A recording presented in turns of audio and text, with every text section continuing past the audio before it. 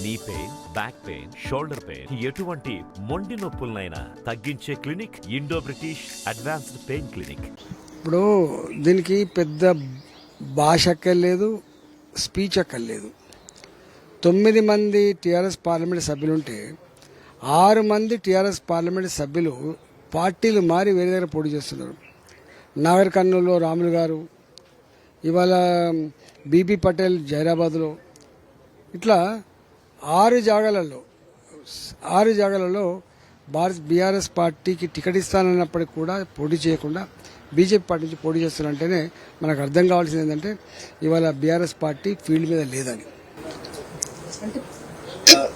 ప్రత్యేకంగా ఇప్పుడు మీరు బీఆర్ఎస్ నుంచి వచ్చిన వాళ్ళు, మీరు బీఆర్ఎస్ స్థాయికి ఎదిగినందుకు మీ కాంట్రిబ్యూషన్ కూడా ఖచ్చితంగా ఉంది. కానీ ఇప్పుడు ఉండే పరిస్థితి బీఆర్ఎస్ చూస్తే మెయిన్ పొజిషన్ రాష్ట్రంలో ఉన్నప్పటికీ కూడా ఈ ఎంపీలు, ఎమ్మెల్యేలు పార్టీ విడిచి వదిలిపోవటాలు, ప్లస్ మొన్న కవిత గారి అరెస్ట్, ఇవన్నీ పార్టీ బలహీనతకి కారణం ఏమనుకుంటున్నారు? యాక్చువల్గా కేసీఆర్ గారు నీడని చూసి భయపడ్డాడు. తన సహచరులు ఎవరు లేరు. పరస్పర అవసరాల సంబంధాలు మేనేజ్ చేసింది తప్ప ప్రేమపూర్వకమైన సంబంధాలు లేవు.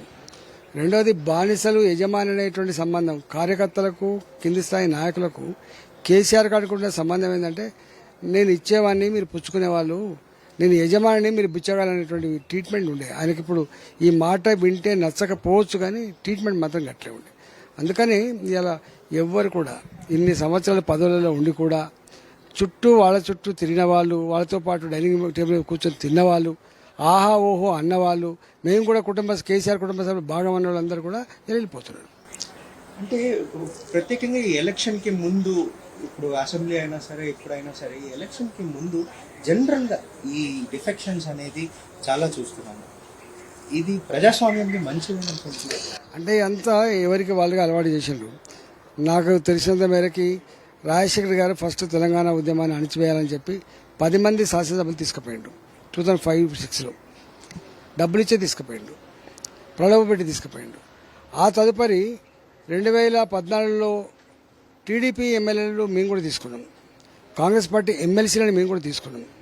సరే అప్పుడంటేనేమో మెజార్టీ లేదు, అవసరం ఉంది కాబట్టి తీసుకున్నట్టు ఒక అర్థం ఉంది. కానీ రెండవసారి 2018 ఎన్నికల్లో బీఆర్ఎస్ పార్టీ, టీఆర్ఎస్ పార్టీ 88+2 90 సీట్లు గెలిచినప్పటికీ కూడా మళ్ళీ కాంగ్రెస్ పార్టీలో ఉన్న 18 మంది ఎమ్మెల్యేలలో 12 మందిని చీల్చుకొని ఇవాళ యాంటీ డిఫెక్షన్ లాకి అందకుండా ఇవాళ కలుపుకునే తీరు చూస్తూ ఉంటే ప్రజలందరూ కూడా అసహించుకున్నారు. ఇవాళ అదే ఒరవడి, అదే పద్ధతి ఇవాళ మళ్ళీ కాంగ్రెస్ పార్టీ చేయడానికి ప్రయత్నం చేస్తూ ఉంది, సక్సెస్ అవుతున్నారు. కానీ ఇది మంచిది కాదు. ఇవాళ ఒక పార్టీ, రేపు ఒక పార్టీ, ఎల్లుండి ఒక పార్టీ, ఈ పార్టీలు మారే కల్చర్ వద్దనే హయారాం గయారాంల కల్చర్ ఉండొద్దని, స్టేబుల్ గవర్నమెంట్ ఉండాలి ఒకటి. ఇవాళ ఏ పార్టీలో ఉన్న వాళ్ళు గెలిచిన వాళ్ళు ఆ పార్టీలో ఉండాలి తప్ప ఇంకో పార్టీకి మారకూడదు, అది మంచి సంప్రదాయం కాదని చెప్పి లా ఉండంగా కూడా, చట్టం ఉండంగా కూడా చట్టుబండలు చేసి ఇవాళ ఈ పని చేస్తున్నారు. ఇది మంచిది కాదు. ప్రజాస్వామ్యం ఎక్కడో కాడ ఇది విరిగిపోవాలి. ఇప్పుడు మల్కాజ్గిరి ఇంతకుముందు రేవంత్ రెడ్డి గారు గెలిచిన సీట్, కాకపోతే ఇప్పుడు వేకెంట్గా ఉంది అనుకోండి. అసెంబ్లీ ఎలక్షన్లో చూస్తే కనుక కొన్ని బీఆర్ఎస్ నాయకులు గెలిచారు.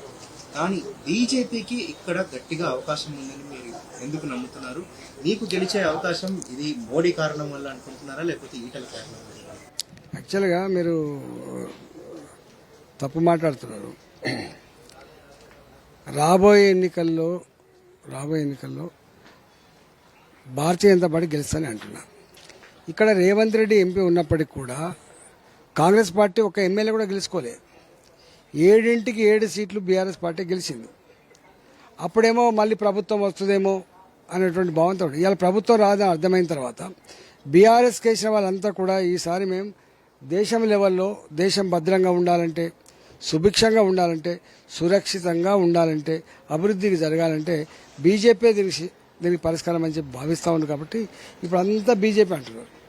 అందువల్ల మీకు ఆ ఎన్నికలు వేరు, ఈ ఎన్నికలు వేరు.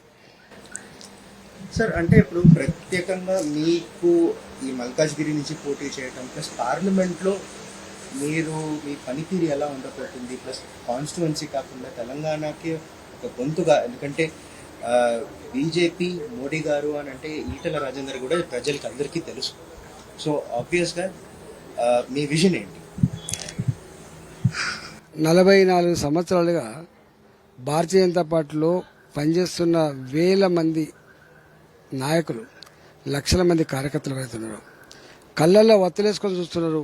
ఎప్పుడన్నా అసెంబ్లీలో మా ప్రభుత్వం రాకపోద్దా, ఎప్పుడన్నా పార్లమెంట్ సీట్ గెలవకపోతాయా, ఎప్పుడన్నా జిల్లా పరిషత్ చైర్మన్లో, మండల పరిషత్ చైర్మన్లో కాకపోతామని చెప్పి ఎదురు చూస్తున్నారు. ఇవాళ ఆ కళ నెరవేరేటువంటి చారిత్రక సన్నివేశంలో ఉన్నాము. కారణం మోడీ గారి మీద దేశవ్యాప్తంగా ఉన్నటువంటి ఒక మంచి ఒపీనియన్. మోడీ గారి పార్టీ గెలవాలని చెప్పి ప్రజలు భావిస్తూ ఉన్నారు కాబట్టి డెఫినెట్గా ఇది ఒక మంచి అవకాశంగా నేను భావిస్తా ఉన్నా. అంతిమంగా మా ఆశయం ఏంటంటే, భారతీయ జనతా పార్టీ ఆశయం, ఈ రాష్ట్రంలో భారతీయ జనతా పార్టీ అధికారంలోకి రావడం ఒక ఎజెండా. ఈ రాష్ట్రం నుంచి అత్యధిక సీట్లు పార్లమెంట్కి గెలిపించి కేంద్రానికి మోడీ గారు గిఫ్ట్ ఇవ్వాలనేది రెండో ఆలోచన. సార్, ఇప్పుడు ఇక్కడ ఉండే 17 సీట్లలో చాలా మటుకు ఇప్పుడు అమిత్ షా గారు కూడా ఒక పెద్ద టార్గెట్ పెట్టారు, డబుల్ డిజిట్ సాధించారు తమిళనాడు అనేది. ఇది ఎంతవరకు సాధ్యం అవుతుంది అనుకుంటున్నారు? ప్లస్ అసెంబ్లీ ఎన్నికల్లో మీకు ఏదైతే పని చేయలేదో ఇక్కడ ఏం పని చేస్తున్నారు? అసెంబ్లీ ఎన్నికలేమో కేసీఆర్ని ఓడగొట్టాలనేటువంటి ఒక సంకల్పం, దానికి కరెక్ట్ ప్లాట్ఫామ్ కాంగ్రెస్ అని చెప్పి మన కళ్ళ ముందు ఉంది కదా అని చెప్పి వేసిండ్రు. కానీ దేశంలో మోడీ గారి పరిపాలన చూసిన తర్వాత ఎట్టి పరిస్థితుల్లో కూడా ఏ పార్టీ అధికారం రావద్దు, మళ్ళీ మోడీ గారే రావాలి, భారతీయ జనతా పార్టీ రావాలని చెప్పి అనుకుంటారు, ప్రజలు అనుకుంటారు. ప్రజలు అనుకునే దాన్ని 100% వాళ్ళు విజయవంతం చేసుకుంటారు తప్ప పార్టీలు అనుకున్న వేరు, పార్టీ నాయకులు అనుకోవడం వేరు. కానీ ప్రజలు నేరుగా అనుకుంటున్నారంటే దాన్ని ఆపగల శక్తి ఎవరికి ఉండదు. ఎన్ని సీట్లు 17 సీట్లు ఉన్నాయి ఇక్కడ. 17 కూడా సీరియస్ కొట్లాడతాం. 12 సీట్ల పైబడి గెలిచే ఆస్కారం అవుతుంది. సార్, ఆఖరి ప్రశ్న. ఇప్పుడు ఈ ఇటీవల కాలంలో మీరు చూశారు, కవిత గారు అరెస్ట్ చేశారు. దానికి ఇది ఎలక్షన్కి ముందు ఈ అరెస్ట్ జరిగింది, ఈ ఎలక్షన్ కోసమే చేశారు బీజేపీ యంత్రాంగం, ఈడీ వాడుకుంటున్నారు అనేది బీఆర్ఎస్ వాళ్ళు అంటున్నారు.